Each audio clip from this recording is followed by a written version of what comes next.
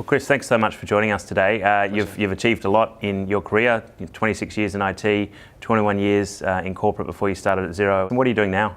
Look, I left Xero thinking I'm going to move into another CEO gig. In fact, I was having conversations. I had a really interesting company who were going global CEO role, and got to the 11th hour and decided it's not what I wanted to do. It was quite interesting because I had this expectation when I left Xero that was kind of do another one.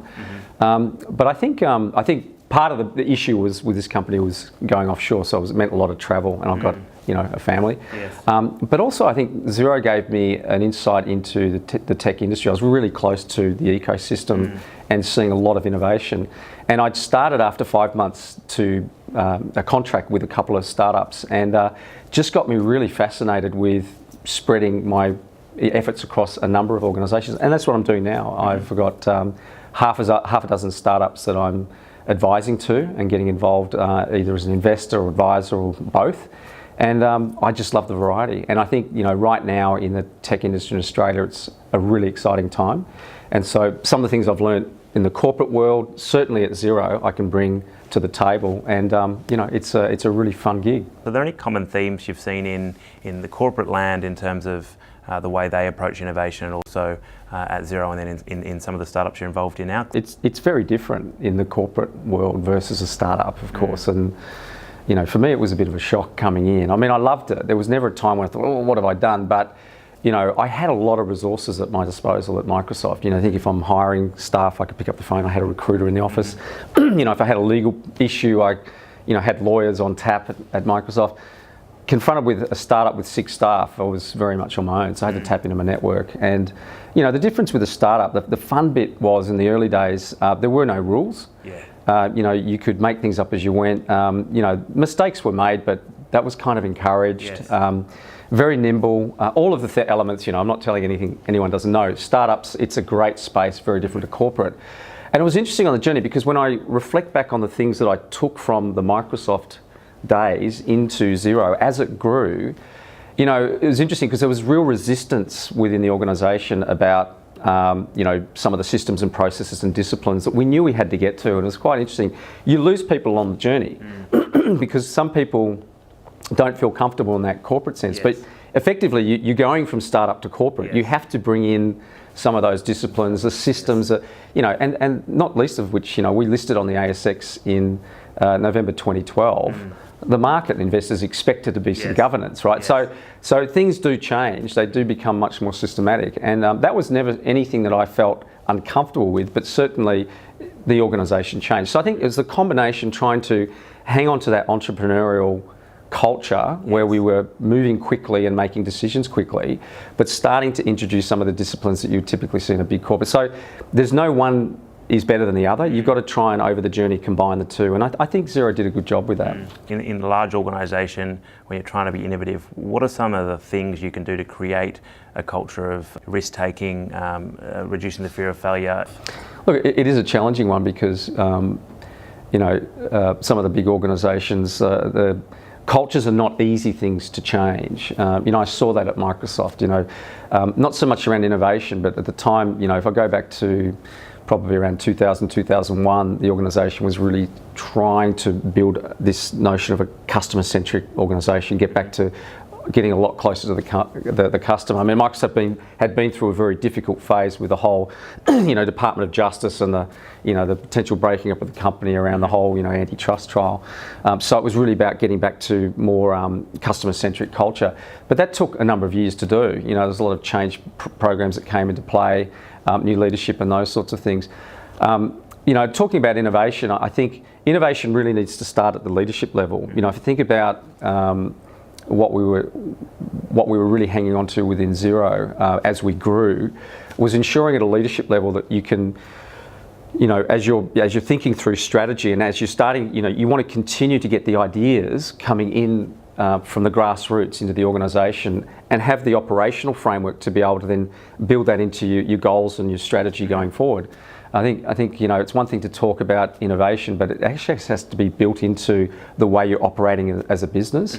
But look, it's difficult for big organisations, and one of the things they can do is you know, look at partnering with smaller organisations. Look at, you know, you're seeing a lot of the big companies today building innovation labs, which are, you know, typically they're sort of, you know, siphoned off from the core of the business to go and look at new ideas and then bring those back in the organisation. Range of approaches, but I don't think it's easy. I don't think it's easy, because culture and innovative cultures really, you know, they're easy with startups, you know, because that's you're born with it. To create that in a bigger organisation is a lot harder. So you spoke then about you know, exits for organisations and corporates buying smaller businesses to innovate, and Google's bought a lot of their main products were born outside Google, bought into Google. A lot of US firms acquire. I don't see that happening as much here in Australia. What's your view on Australian companies and their should they be looking at Australian startups or even global startups to improve their innovation capabilities? I mean, you know, you hit on a good point. I mean, there are efforts. You see, I mean, I think Telstra's probably a good example where they are making investments, you know, funding some startups and actually bringing them into their fold. But it is, you know, you want to see more of that. You know, it was interesting actually. You know, we're in Sydney. I was having a beer last night with my former colleague who's now with a big organisation, and one of the startups I'm involved with, I can't go into detail about it, but the technology they've built, it was quite interesting. I was talking to this leader of this business, and you know, he's scratching his head because he's saying, you know, we've just invested millions in what you've described, and I reckon 80% of what you've just described, which this small little startup in Melbourne of, you know, 10, 12 staff has built, probably displaces 80% of what we've built. And it was a really good example where I think, you know, big organisations that are trying to adopt innovative approaches are trying to build it all themselves. And quite often they can go out to market and look at some of these smaller bootstrapped startups that have been nimble and able to build compelling technology. So I think more of that needs to happen. Rather than trying to think, you know, we can build it, why not go and partner and look at what else is happening in the market? And there's a ton of stuff. I mean, if you go back 5-10 years ago and look at the state of the startup community in Australia, it was very small. And I think, you know, cloud in particular has allowed a lot of these startups to punch above their weight, to create great tech. And there's so much. I mean, the thing I love about my role now is that, you know, I'm able to go and actually have a look at a whole lot of stuff going on. And I'm constantly amazed on what I see out there in the market. So there's a ton of innovation happening. And I think, you know, to your point, I think, you know, we've seen it for a number of years in the US where they're acquiring. I don't see enough of it here, and I think more needs to happen. So in Xero, you grew up from 1 million to 100 million, quite a scalable business. At what point did you move from focusing on top line growth to sort of looking at the operational efficiencies and how to minimise cost? I think software as a service, particularly with Xero, we were focused on customer acquisition. And I get to talk to a number of startups at events and things, and I always caution at the start by saying Xero was quite rare in the sense that, you know, startups do have an obligation around cost containment and ensuring that they're growing at a sustainable rate. Xero, you know, halfway through 2011, you know, the strategy changed. We were actually headed to break even at the end of that year, and the board meeting in June of that year was we have a window of opportunity to go hard. But my caution to other startups is that Xero raised 450 million. Now that's very unusual for a startup in this part of the world. So I had no shortage of money, but you know, we had guidelines around SaaS business. You know, you look at, can you acquire customers, and what is your ability to you know, to pay back or acquire those within a, you know, it's basically months to acquire is one of the common SaaS metrics. If you can get that under 12 months, or indeed, you know, down to 8 or 9 months, then you can keep spending money because you're within the guideline of a SaaS metric, and it is all about a land grab. You know, it's about acquiring customers very quickly. So we knew we were in the benchmark of best practice SaaS, so we could continue to spend and acquire. But we were always conscious about building a business that was sustainable. Like if I look back at Xero, I remember at one point, Trent Innes, who's now running Xero, we sat down, it was probably about 18 months, 2 years ago, and I said, how do we stop hiring salespeople? Because the thing that we want to do is actually build something where you can, you're acquiring customers when you're sleeping. That the business is able to build this, this sort of viral, sales model. We needed salespeople because the accounting industry wanted to engage our brand through people. But I was always conscious about, don't keep throwing an extra head at it just because you've got the money. You want to build something that when you look long term, that you build an efficient business. And sure, you want to acquire, but cost does become a consideration. So that's the Xero side of it. I think for a lot of startups, you're still thinking about a scalable business. You're thinking about how can I scale and go global. But I still think it is about acquisition. You can be a loss-making venture for some time, provided you've got the funding. Yes. But you create a vastly more valuable business if you can build that scalability into it. But at some point, you do need to demonstrate that you do move into cash flow positive or a profitable business. There's no doubt. What I'm interested in is your kind of recommendation to the ASX 20 around when does it feel right to start looking at the operational efficiencies rather than just growing the top line? If you're thinking about, some of the challenges that you're seeing with the ASX 20, they are redefining their business models. They're finding new revenue streams that might be completely different to what they're doing today. So if you've got financial people looking at the bottom line, you're dead. You can't. So if you're creating new revenue streams, you have to be aggressive about it. I go back to the Microsoft days. It was interesting. We knew back in 2008-9 with the cloud that was coming that Microsoft was in trouble. The core products, the Office and all the cash cow products. it was changing rapidly, and I think Microsoft did actually a really good job of transitioning to cloud. I remember actually we were talking about the other night. There was this catch cry in 2010. It was the year I left, but the executive had this catch cry, which was we're all in, which was really a message to the staff to say we're all in the cloud. So in other words, to developers, everything needs to be cloud enabled. It literally happened over the course of like 3 months. There was this recognition that within Microsoft, if we don't change and actually embrace the cloud, the company's dead. And so you don't focus on bottom line. And a lot of changes occurred. If you look at Microsoft now, they're really focused on consumption of cloud services as opposed to in the past, there was a dollar attached to everything. Now that might seem a subtle shift, but it's a huge, huge change in the way that you think about how to drive the business. And so that was a good example where you have an organisation that is, forget about cost recovery, forget about making profit. You're actually in there for survival because you've got to find where the market's heading and you've got to change the way you're doing things and totally embrace that change, in that case, the cloud. So coming back to your question, you have to ignore the bottom line. You have to think about where the market's going, how do we create a compelling revenue stream and really think about innovation. And it's often about survival. Failure in big organisations is viewed very differently to the way that failure is viewed in high growth startups. Just love to get your thoughts on that. Let's face it, whether you're in a big corporate or a little startup, no one likes to fail, right? So it's how you deal with it, right? And it was interesting. I think in big corporates there is a tendency for people to be risk averse, right? That you see it all the time that people don't like to stick their necks out. Simple things, feedback about things they're not comfortable with, or indeed trying something new. And I think organisations are trying to change that culture, but the reality is in bigger corporates there's less of a tendency to do that.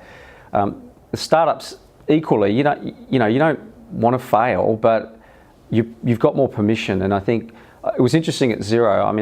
I remember making an almighty screw up back in late 2013. It was the first time we had implemented changes to our subscription pricing.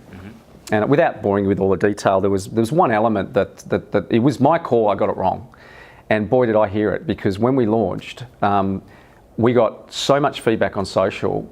And I remember getting on a call with Rod Drury and the CRO at the time, Chief Revenue Officer, and I said, I've screwed this up. And it was really interesting because wearing my corporate hat, I thought, my God, I'm in big trouble. But the conversation went along the lines of, okay, all right, we've screwed up, what do you want to do? And I said, well, I think we need to change it back. Okay, and it was just, okay, what have we learnt? Yes. okay, we've made a mistake, that's fine. So what do we need to do? And we actually reversed the decision and we went out and told the market. Now, some of the cynical people out there said, oh, you did that deliberately so you look really good, you know, because all the feedback was, oh, Xero's amazing, you've actually listened and changed it. And I went out and said, no, I actually really screwed it up and got it wrong.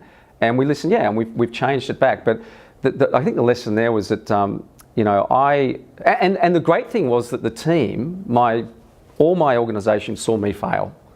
And they saw that I was comfortable, okay, and I said, look, I got it wrong, but we've changed it. And I think that was a fabulous signal to the rest of the organisation, all the way to the top, was that, we tolerate fail. And look, we're human, we're going to make mistakes, but it's how we deal with it. And again, I always come back to the fact that you've got to listen to the customers. Like if I'd been in a big corporate world, I'd go, oh, no, this is the right decision because financially, this is really important, we'll just have to see it through. But in my heart, I knew that we'd screwed it up. I had, and so we had to change it. Ian Arev recently said, who's the CEO of Commonwealth Bank, said the Commonwealth Bank's got 10 years to make the shift or they're toast. Commonwealth Bank's dead. Do you think Australian companies can make the shift in that time, and how do they do it? I'm a big believer in the notion that necessity is the mother of invention, and I think, we've seen time and time again that big companies, look, they come and go, but by and large, they will embrace innovation if it's about survival. And look, there's no better example than financial services, right? I mean, you've had, a number of the guys at Atlassian come out and say there's $28 billion worth of profit. That's a huge, I see disruption. And so you're going to see new players come into the market that are going to be able to create new services.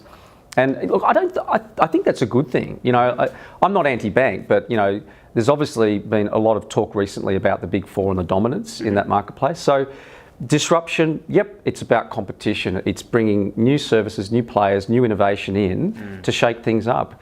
It's going to make the banks better. It's going to make them more competitive. They're going to have to create compelling services and products to be able to keep their customers. So, I'm optimistic. I don't think it's sort of a doomsday thing where the banks are going to die and, whether CBA is going to be dead in 10 years. I doubt it, but certainly the shake-up is a good thing. It's a good thing for consumers, good thing for customers. It brings choice and it's innovation, and that's a great thing about tech. It's good for the economy. If you had one piece of advice to the leaders of the top companies in Australia right now, what would that be? Big business can learn a lot from what's happening out in the tech startup world.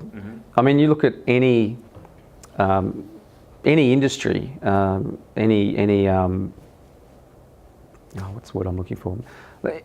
Any industry that, if I look out at what's happening in the tech startup world, there's so much stuff going on because the barriers to entry for a startup to innovate in a particular niche and do it exceptionally well, that's changed. It's a lot easier. It's lower cost, and so I think what we're going to see is big business having to embrace what's happening out there in the startup world, whether that be through partnership or whether it be through acquisitions to bring some of those, they might be a tiny tech startup, but it could actually generate $100 million for a big business one day. So I think that collaboration and just the embracing of the tech startup world and big business, they're going to have to do it for survival, because to your point earlier, you look out 5 to 10 years, there's some real pain ahead for some of these big organisations. So reinventing themselves and understanding how they can actually generate new products and revenue streams, it's all going to come from what's happening that's incubating out in the startup world. And I think that's great for the industry. Do you think there's enough innovation talent in Australia? At Xero, did you need to go outside Australia to get innovation talent? In the early days, it was hard because we didn't have a brand. And I think, there's a lot of choice now for technology people in technology to actually go and work in, a whole range of different startups and tech companies. So there's quite a lot of competition for talent. Is there enough? Probably not. We didn't necessarily have to go offshore, although we ended up with quite a diverse group that came from all parts of the world. But it's really interesting because I think, it was interesting when I got involved in Xero and one of my mentors who's involved in the startup world said, it's really interesting after the Xero thing. It was, if we were looking again at you, Chris, coming out of corporate, probably wouldn't, you wouldn't necessarily fit the bill because you're, this corporate soldier. But I actually disagree with that. I think there's some incredibly talented people in corporate that are looking to actually move out of that corporate mould into startups. I'm a good example of that, where I made the transition. And working with some startups today that are thinking, we've got to get people who are sort of in the startup. Well, not necessarily. There's some incredibly talented people that are looking for a change. That they're like me. I was kind of over the whole, the corporate. I learned a lot. So I'm not dispelling that, but I was ready for a change and do something small and nimble. And so I think you've got to be sort of open-minded about where you're sourcing that talent from. It's not just the young people that have always been in the startup world. There's some very talented people that want to now move down into the startup community that have incredibly great skills and experience that can help startups grow quicker.